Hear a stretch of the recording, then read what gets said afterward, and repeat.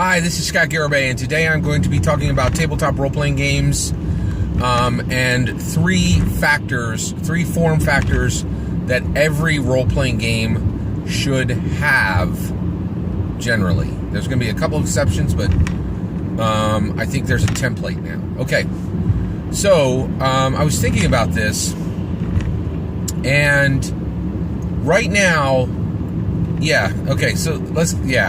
the three factor. Here's the three form factors. I think the ideal tabletop role-playing game has three form factors.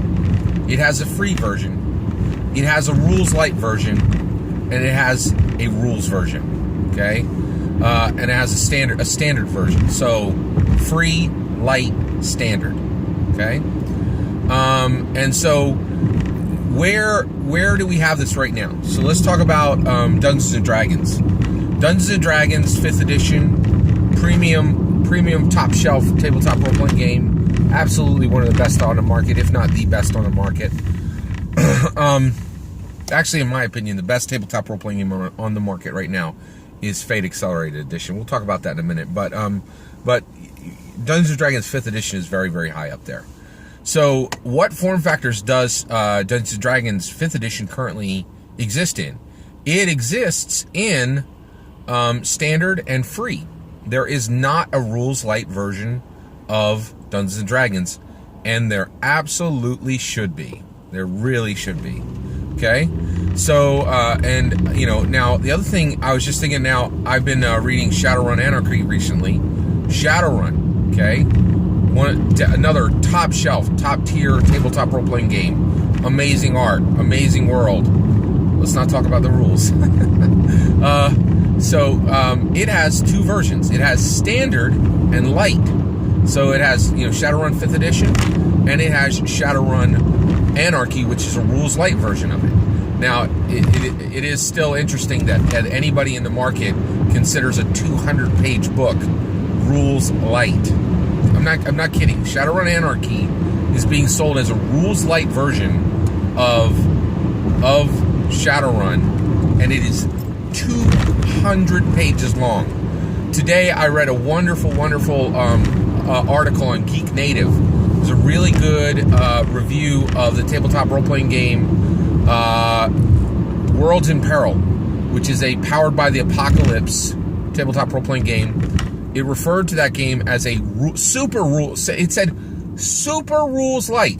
The book is 200 pages long. 200 pages long.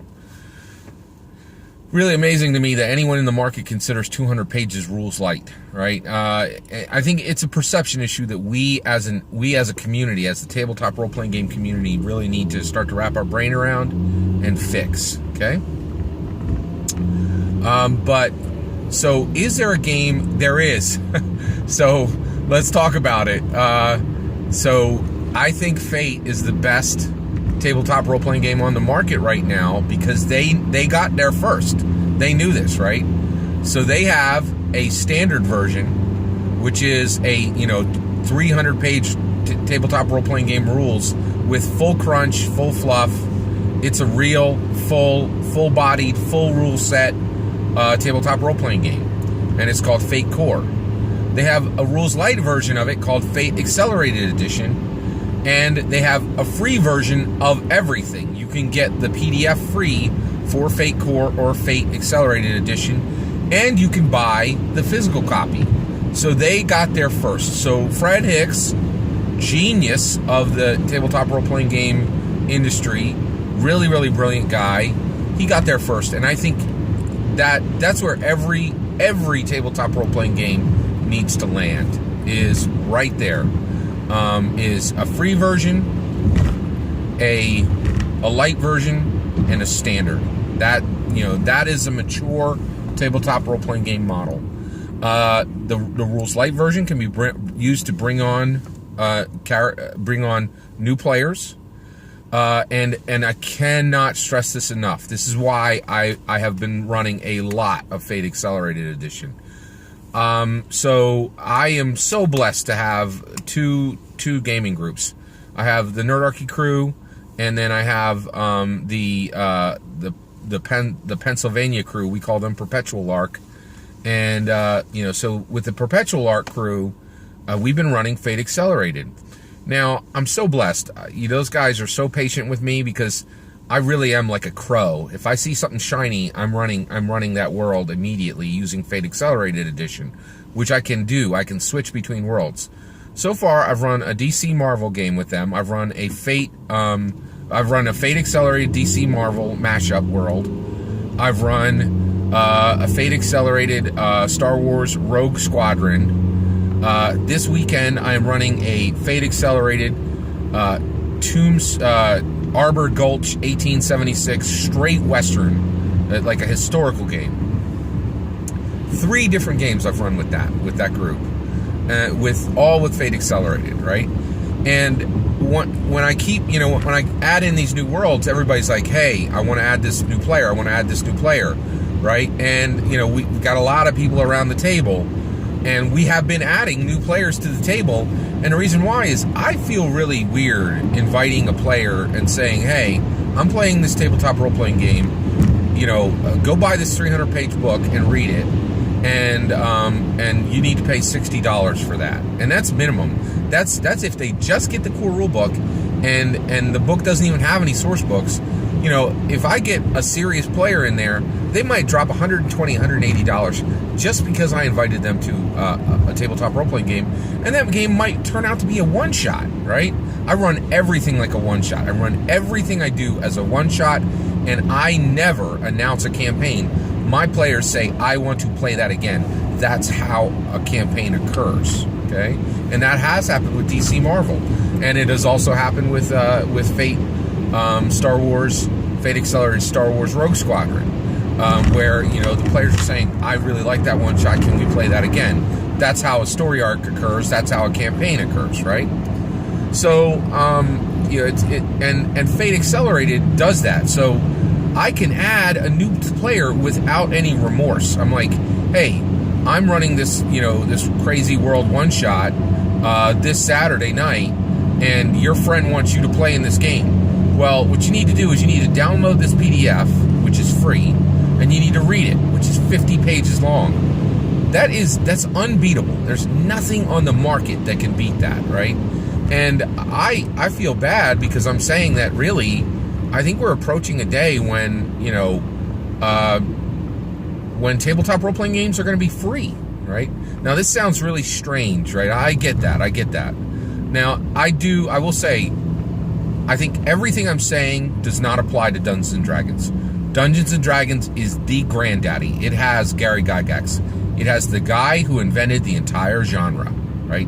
That is Gary Gygax's spiritual child, right? It has a special place on the market. It is world renowned. So I will say what I'm saying applies for every tabletop role-playing game on the market except Dungeons & Dragons.